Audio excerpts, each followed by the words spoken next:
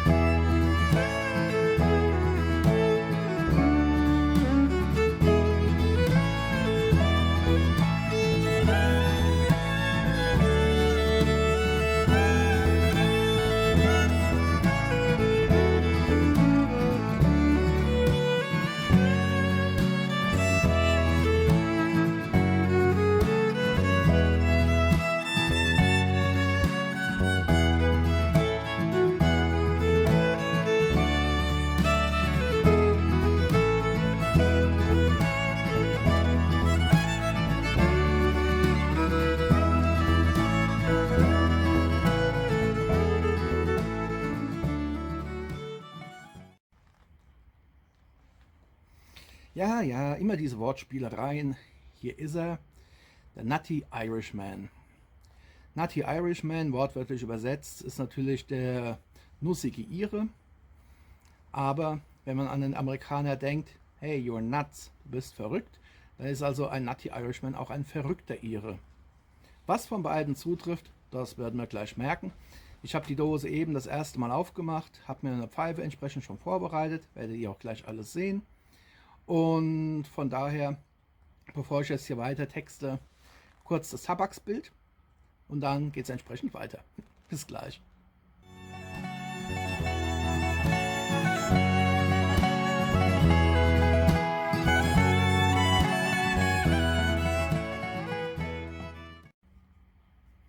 Wunderbar, also der Tabak habt ihr gesehen. Hier ist nochmal die Dose, 57 Gramm sind die enthalten. Ja, der eine oder andere mängelt es ja.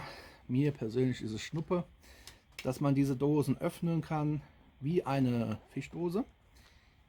Darin finden wir dann erstmal hier einen von Cornell & Diehl Vintage Blends. Das heißt, wir haben einen der etwas berühmteren oder bekannteren Tabake. Tabaksbild habt ihr ja gesehen, beziehungsweise noch nicht. Ihr kriegt es gleich zu sehen. Nee, Spaß beiseite. Hier das Tabaksbild ist ein sogenannter Ribbon Cut, sprich halt, es ist sehr, sehr feinfaserig. Ist soweit ja ganz schick, aber ich würde sagen, ich zeige euch trotzdem mal kurz ein paar Details, weil hier, wie gesagt, es ist windig, ich werde hier gleich wieder einen Deckel drauf machen. Aber vorher gehen wir noch auf den Genuss dann ein, aber auf den Geruch ein. Aber bevor das losgeht, hier erstmal das Tabaksbild im Detail.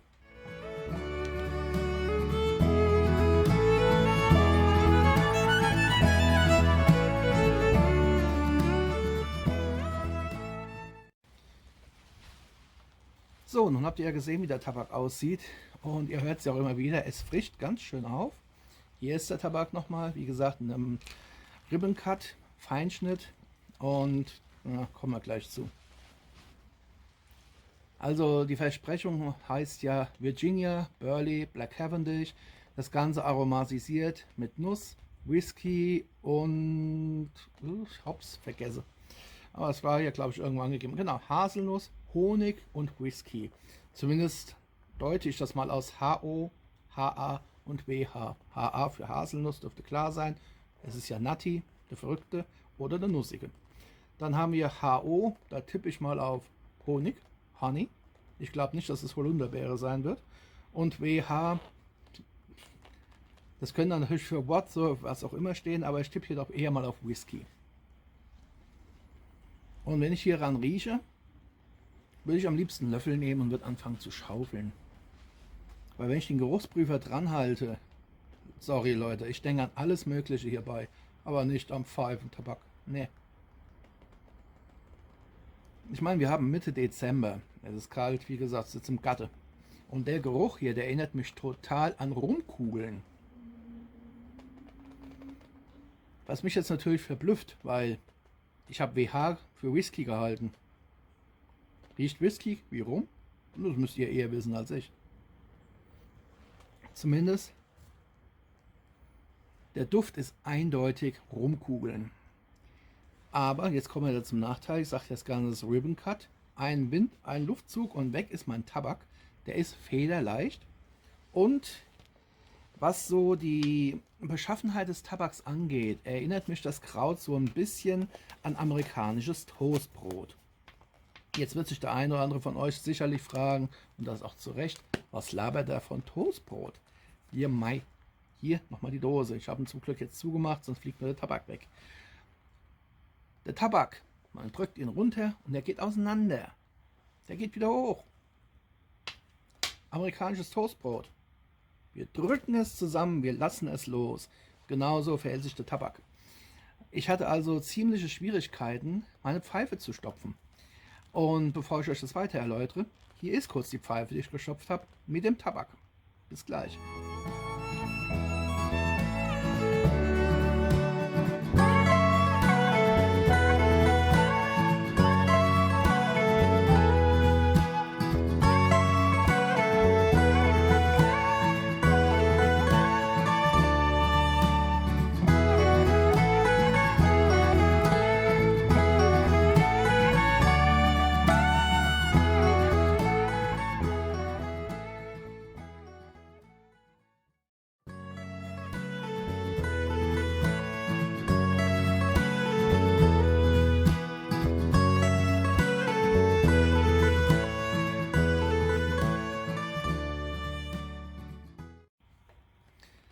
Wunderbar, jetzt habt ihr die Pfeife gesehen.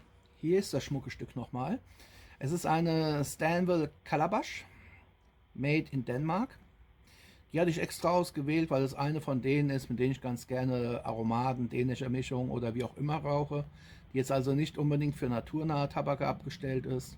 Füllvolumen, mittel bis gut mittleres Füllvolumen. Also da hat man schon was zu tun und man hat trotzdem genügend Platz für den Tabak.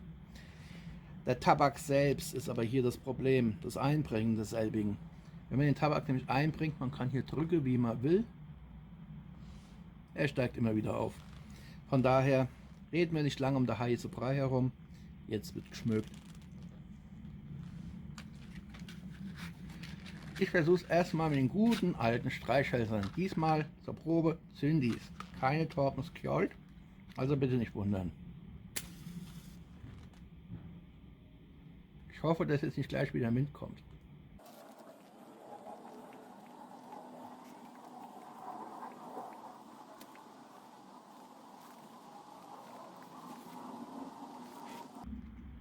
Ihr habt sie vielleicht gehört beim Anzünden, das Knistern. Typisch Amerikaner, der Tabak, der Aromat hier, der ist erstmal recht feucht. Wenn man da reingreift, das pappt schon zusammen, das klebt an den Fingern. Wenn man deswegen die Pfeife stopft und nehmt den Daumen wieder hoch, nicht nur, dass der Tabak wieder hochgeht, wie beim amerikanischen Toastbrot, nein, er klebt vor allem an den Pfoten. Der bleibt erstmal am Daumen kleben.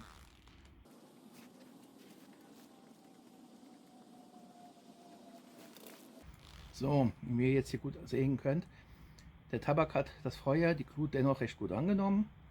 Er hatte sich ein bisschen aufgebäumt und wie ihr an dem breiten Rand hier oben seht, oder an dem hohen Rand nach oben, ich hätte mehr reingepackt, wenn es ginge. Aber wie gesagt, Tabak ist immer wieder hoch und dann runtergefallen.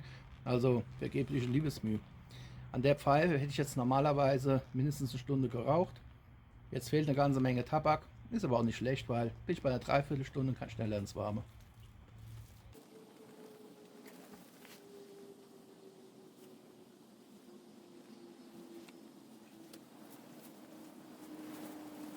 Ja,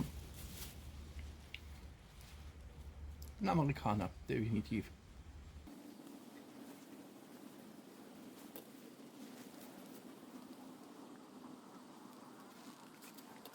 Also der erste Vorteil ist zumindest der erste positive Aspekt beim Anzünden des Tabaks. Die enthaltenen Virginias sind nicht bissig geworden.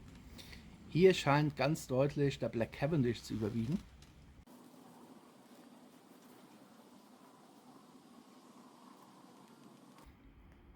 Ja, der Tabak ist mild. Er ist wirklich mild. Er ist weich, sagen wir mal relativ weich. Er ist mild, er hat eine gewisse Weichheit, also er kommt jetzt nicht kratzig rüber.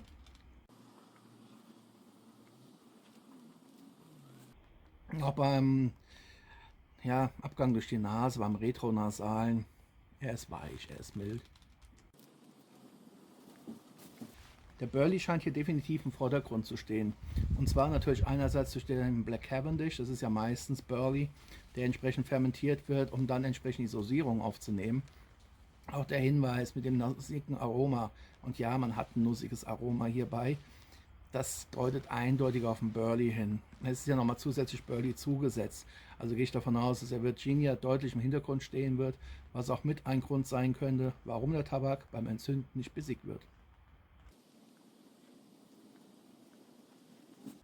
Was ich aber ganz klar schon sagen kann, es empfiehlt sich, den Tabak vorm Stopfen mindestens mal eine Viertelstunde, vielleicht sogar eine halbe Stunde liegen zu lassen. Aber ihr seht ja, es ist die ganze Zeit hier am Qualmen. Ich habe einen ziemlich festen Zug, oder ich muss einen ziemlich festen Zug haben, sonst kommt nichts raus. Tabak, wie gesagt, er klebt. Er klebt, er ist zu feucht, viel zu feucht. Kommt halt einfach durch diese Dosierung. Nachteil ist halt natürlich, das Aroma kommt nicht so kräftig durch. Das wiederum ist halt auch wieder typisch Amerikaner. Wir dürfen ja bitte nicht vergessen, amerikanische Pfeifenraucher rauchen zu 99% ohne Filter. Deutsche Pfeifenraucher zu 98 bis 99% mit Filter. Das heißt, die bei uns generierten und kreierten Tabake sind natürlich für Filterraucher ausgelegt, entsprechend stärker von der Aromatisierung her. Und auf dem amerikanischen Markt, wo ja ohne Filter geraucht wird, da sind die Tabake natürlich dann etwas schwächer.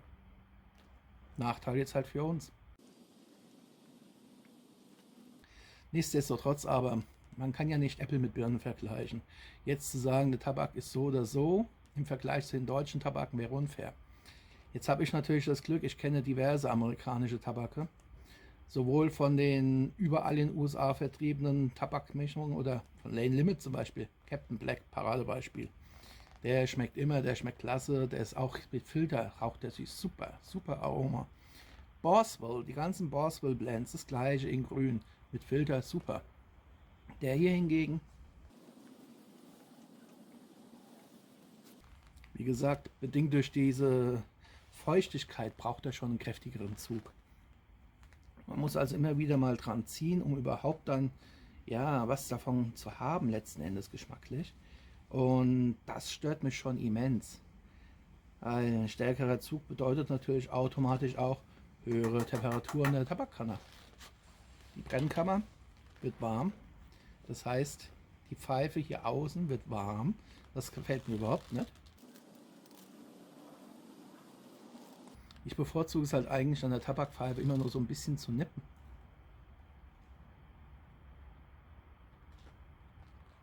Ich muss jetzt hierbei halt aufpassen, dass mir die Pfeife hier nicht ausgeht.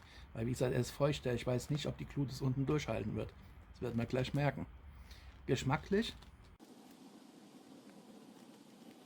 Ja, sowohl auf der Zunge als auch beim Abgang durch die Nase, also beim Retronasalen, hat man so definitiv ein Nussaroma. Das ist klar.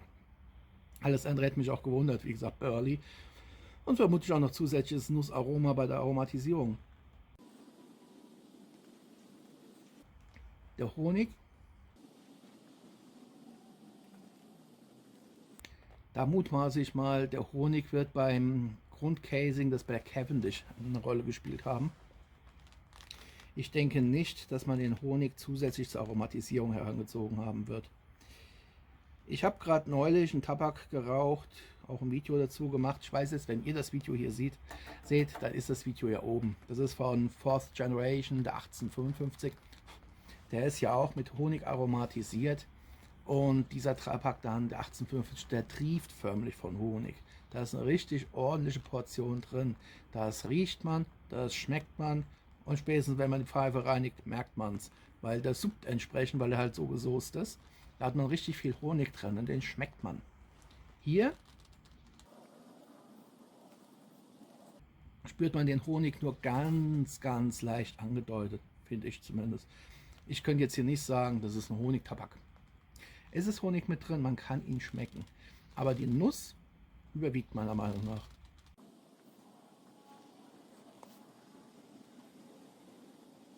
Ja, nochmal retronasal. Nussig, definitiv. Honig spüre ich durch die Nase mehr als im Mund. Der Whisky hingegen ist ein bisschen zu verspüren. Also ich könnte jetzt nicht sagen, ob es Whisky oder Rum ist. Man merkt, es spielt Alkohol auf jeden Fall eine gewisse Rolle. Das ist klar. Ja, man hat wirklich eine Aromatisierung wie versprochen. Haselnuss, die überwiegt. Im Hintergrund Honig, den man jedoch beim Retronasalen deutlich stärker spürt. Und ein Hauch von Alkohol. Die Raumnote. Also ganz ehrlich, die Raumnote bei dem Tabak ist mit Abstand das Beste überhaupt. Der Tabak riecht super angenehm. Der Rauch ist süßlich. Erinnert mich geruchlich so ein bisschen an eine Mischung aus Rumkugeln und Captain Black. Ich meine, Captain Black ist natürlich halt auf Black Cavendish basierend mit Burley ordentlich drin. Und die Grundmischung hat man halt hier auch. Burley, Black Cavendish und etwas Virginia. Vergleichbar auch der Geruch. Was ich jetzt hier nicht rieche, was man beim Captain Black deutlicher riecht, das ist die Vanille. Die hier natürlich fehlt, weil es auch nichts davon angegeben. Aber es überwiegt halt der Duft nach Rumkugeln.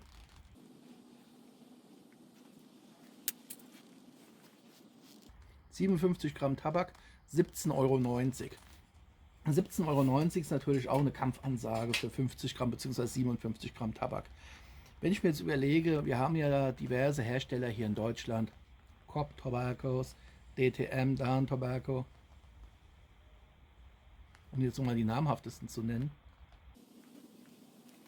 Da gibt es schon Tabake, 50 Gramm, teilweise für unter 10 € oder knapp über 10 €. Da muss man sich schon gut überlegen, möchte ich mir einen Aromaten holen für 17,90 € für 57 Gramm. Falls ihr Lust habt, 3 Satz könnt ihr euch ausrechnen, was die Dose bei 50 Gramm kosten würde. Denn Nutty Irishman, ich finde ihn nicht schlecht. Also für mich wäre er zum Beispiel so von der Geschmacksintensität her durchaus ein angenehmer All-Day-Smoke. Er ist weich. Die Aromen passen zusammen, die sind stimmig. Aber er hat weder Höhen noch Tiefen.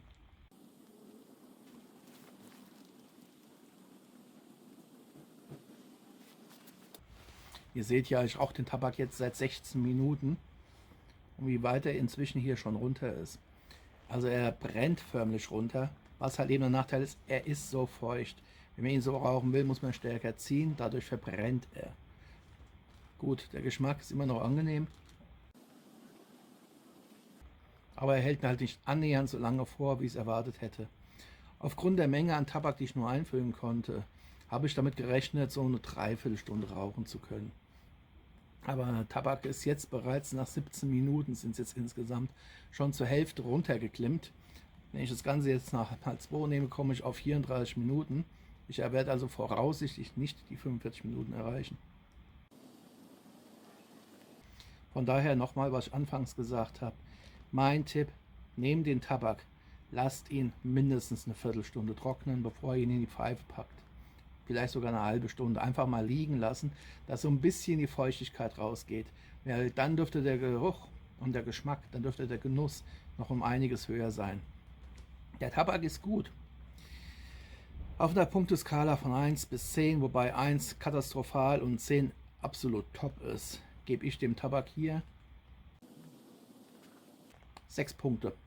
Oberes Mittelfeld, also auf jeden Fall innerhalb der zweiten Hälfte.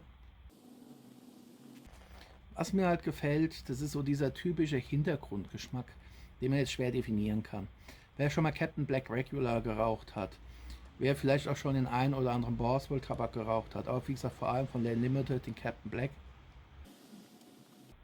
der wird diesen schokoladig-nussigen Burley-Geschmack kennen, der immer so im Hintergrund mitschwebt. Und den hat man hier auch. Der ist weich, der ist richtig weich, fast cremig und hat eben dieses schokoladig-nussige.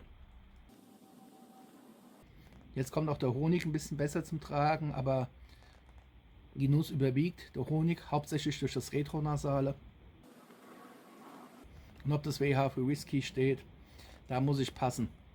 Ich könnte mir aber durchaus vorstellen, was ich ja anfänglich auch bezüglich des Honigs gesagt habe, dass man den Honig eventuell für das Casing des Black Cavendish genommen haben wird. Ich könnte mir vorstellen, dass man Honig und Whisky gemischt haben wird, um das Ganze gleichmäßig auf den Black Cavendish aufzubringen und dann nochmal zu pressen, damit er fermentiert. Dann hätten wir Honig, dann hätten wir Whisky im Aroma drin durch den Black Cavendish, hätten das Nussige durch den Burley und vielleicht das Ganze in Verbindung mit einer Saucierung aus Honig mit irgendwelchen Nussextrakten. Insgesamt, wie gesagt, ein weicher, stimmiger Tabak. Aber es gibt gerade auf dem Markt Aromaten, und ihr wisst ja, ich bin Aromatenliebhaber, es gibt bessere Tabake. Von daher war es auch soweit von mir für heute. Meine Vorstellung des Nutty Irishman aus dem Hause Cornell und Diehl, gemischt in den USA, verpackt und verkauft hier in Deutschland durch Cobb Tobaccos. Ein, wie ich finde, angenehmer Tabak, den man zwischendurch mal rauchen kann. Man kann nicht viel verkehrt machen, wenn man halt dann bedenkt, was ich jetzt mehrfach erwähnt habe, dass man ihn vorher ein bisschen trocknen lässt. Nicht zu sehr trocknen lassen, dass er richtig strohig wird, weil dann geht das Aroma flöten, aber gebt ihm wenigstens eine Viertel bis halbe Stunde zum Lüften, damit ein bisschen von der Feuchtigkeit weggeht. Und ich empfehle euch, das Ganze an einem absolut luftsicheren Raum vorzunehmen, weil dieser Ribbon Cut, der drin ist, was ich anfänglich gesagt hatte, ein Luftzug, wusch, da fliegt euch erstmal der Tabak um die Ohren. Das ist mir hier vorhin ein paar Mal passiert, das ist ärgerlich. Und wenn ihr die Pfeife stopft und er ist noch zu feucht, pappt er, vermutlich durch den Honig, förmlich an den Fingern. Den runterzukriegen, reinzustopfen, ziehst den Finger raus, Daumen, Finger, wie auch immer, und dann klebt der Tabak dran. Du ziehst den Tabak gerade wieder hoch. Für was stopfe ich die Pfeife? Wenn ich den Tabak runterdrücke, Finger raus und ich habe ihn wieder oben drauf. Ich kann keinen zusätzlichen Tabak machen, weil er sich aufbombt. Ich habe aber einen Tabakhügel hier oben drauf. Ein Wind, rutsch, ist der Tabak weg. Also definitiv ein Tabak für Indoor-Raucher. Jetzt ist es wieder an euch. Hier unten Kommentarfunktion. Kennt ihr den Tabak? Cornell Diehl, Nutty Irishman? Wie ist eure Meinung zu dem Tabak? Geht ihr mit mir konform? Findet ihr ihn gut? Findet ihr ihn schlecht? Was gefällt euch besonders gut an dem Tabak? Was gefällt euch überhaupt nicht an dem Tabak? Vom Preis vielleicht mal abgesehen. Ich hoffe jedenfalls, mein Review bringt euch ein bisschen weiter, hilft euch ein bisschen weiter. Wir sind jetzt bei 22 Minuten. Der Tabak ja, ist immer noch bei etwa 50% der Kopffüllung. Also es dürfte auf eine Dreiviertelstunde jetzt letztendlich rauslaufen. Aber im Gegensatz zu meinen letzten 30, 40 Pfeifenfüllungen, die ich hatte, wird die Pfeife hier heiß. Die wird richtig heiß hier unten rum. Das ist halt eben der Nachteil, wenn man so einen feuchten Tabak hat. Der verklimmt heißer. Nachteil, man verbrennt sich die Pfoten, die Pfeife könnte kaputt gehen. Deswegen die nächsten Füllungen werde ich den Tabak, jetzt weiß es ja, vorher ordentlich lüften lassen. Denken wir mal zurück. Ich meine, die letzte Dose von mir ist jetzt mindestens 8 Jahre her. Ich habe früher Samuel Gavis geraucht. Gleiches Spielchen in grün. Tabak raus, direkt in die Pfeife gequarzt. Ist man hier am Ziehen wie so ein Irrer. Die Pfeife wird heiß. Das Aroma konnte kippen. Das tut es jetzt hier halt natürlich glücklicherweise nicht. Aber auch da ist der Geschmack deutlich günstiger und besser, wenn man den Tabak vorher einfach mal eine Viertelstunde an der frischen Luft lässt oder im Zimmer stehen lässt, einfach so ein bisschen antrocknet, die Pfeife stoppt, anzündet und dann genüsslich runterraucht. Von daher Ich danke euch sehr für eure Aufmerksamkeit, wie immer. Freue mich, wie ja schon gesagt, auf euer Feedback, auf eure Kommentare. Bleibt mir gesund. Ich wünsche euch noch eine schöne Woche. Wir hören und sehen uns auf jeden Fall wieder hier auf meinem Kanal zum nächsten Review, in welcher Form auch immer. Da fasst man's. Halbe Pfeife geraucht. Jetzt ist sie normal am Zug. Ich krieg die Krise echt hier. Es bleibt beim Geschmack. Nussig, weich. Mit einer angenehmen Honignote beim Abgang durch die Nase, also beim Retronasalen. Es ist ja angenehmer zum Rauchen. Also, ihr habt es gesehen, hat jetzt ungefähr eine halbe Füllung gebraucht, bis der Tabak scheinbar durch die eigene Hitze hier drin ein bisschen angetrocknet ist und jetzt genau so runterklimmt, wie ich es mir wünsche. Deswegen, ich werde jetzt die schätzungsweise nächsten 25 Minuten, 20, 25 Minuten noch genüsslich rauchen. Ich bleibe bei meiner Bewertung 6 Punkte, weil wenn ich den Tabak erst noch eine Viertel bis halbe Stunde vorbereiten muss, bis ich ihn rauchen kann, sorry, da gibt es bessere Aromaten, da muss ich das nicht tun, die sind perfekt konditioniert. Und in meinen Augen stimmt halt einfach das Preis-Leistungs-Verhältnis nicht. Hätte der Tabak nicht 17,90 Euro, sondern meinetwegen 12,90 Euro gekostet, wäre es ein angemessenerer Preis gewesen. So hat man halt etwas, ja, Besonderes, ein Tabak aus den USA darüber gekommen ist. Aber verglichen mit anderen US-Tabaken ist der Nutty Irishman jetzt nicht so besonders. Also da gibt es deutlich bessere, die zudem weniger kosten.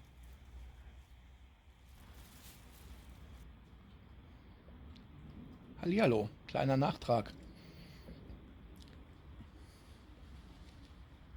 Ich hatte ja die Befürchtung, der Tabak würde hier keine Dreiviertelstunde mehr vorhalten.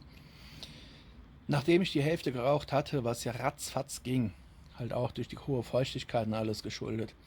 Ich rauche mittlerweile seit über 50 Minuten und ich denke mal, ich werde noch eine gute Viertelstunde haben. Also trotz allem komme ich jetzt bei dem Tabak auf etwas über eine Stunde. Ich bin jetzt so ungefähr ja im letzten Drittel angekommen. Ich muss sagen,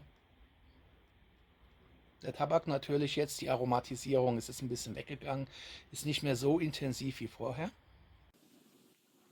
Das Nussige und das Honigmäßige, das spürt man noch.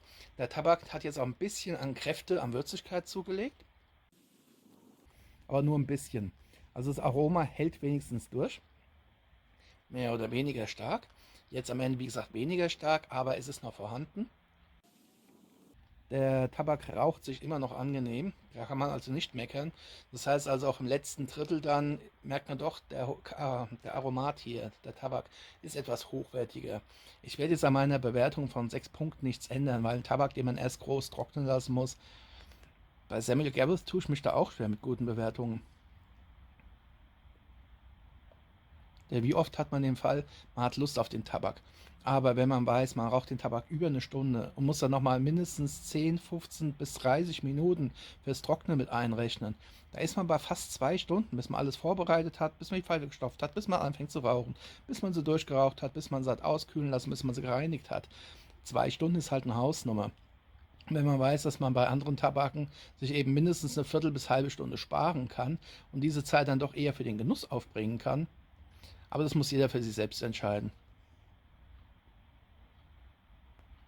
Von daher eben mal noch dieser kleine Nachtrag hier, auch freihändig, wie ihr merkt. Und es sind aktuell 12 Grad, habe ich gerade nochmal nachgeguckt, aber halt eben windig. Durch den Wind kommt alles noch ein bisschen kühler vor, aber das tut ja dem Tabakgenuss hier letztendlich keinen Abbruch. Von daher, Happy Puffing, macht's gut, bis zum nächsten Mal. Bis dann, ciao.